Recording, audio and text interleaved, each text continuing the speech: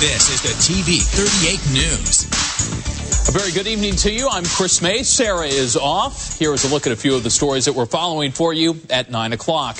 New technology certainly gives us new toys and gadgets, but it's also making it easier for hackers to get your personal information. Is this man, Tony Blair, going from America's closest ally to America's newest employee?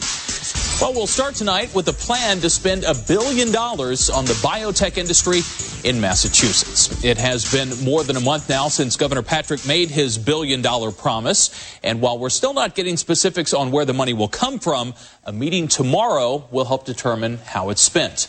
Eileen Curran joins us now with more, and you had a chance to talk with some people inside the industry. Certainly did, Chris. And you know, the governor is expecting to spend, he's hoping to spend $100 million a year over the next 10 years on biotechnology.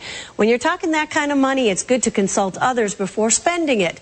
And that's what he'll do tomorrow at a meeting of industry leaders, including the CEO of a Canton company. Tucked inside a Canton industrial park is a simple brick building that houses a company called Organogenesis, which produces living tissue.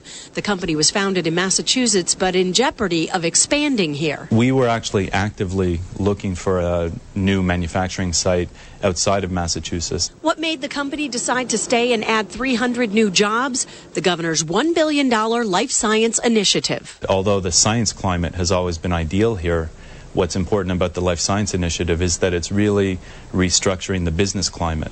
The Patrick administration wants the state to become the national leader in the biotechnology industry. That's why the governor will meet with representatives from all aspects of biotechnology, universities, hospitals, nonprofits, and biotech companies to get ideas on where to spend the money. I think we need to know what the best use of the money is. Secretary of Economic Development Daniel O'Connell is hosting the meeting. He says unlike California's proposal, which targeted only stem cell research and was tied up for years, this plan addresses the big picture. We have a much broader initiative that includes research fellowships and hard assets, a stem cell bank and some laboratory and equipment to deal with the NIH issues where certain equipment funded by NIH grants is not available for use for certain types of research. The idea of the meeting isn't to hand out checks, but to gauge where best to spend the money to benefit the whole industry. So nobody's going to come out of tomorrow's meeting with anything industry company specific.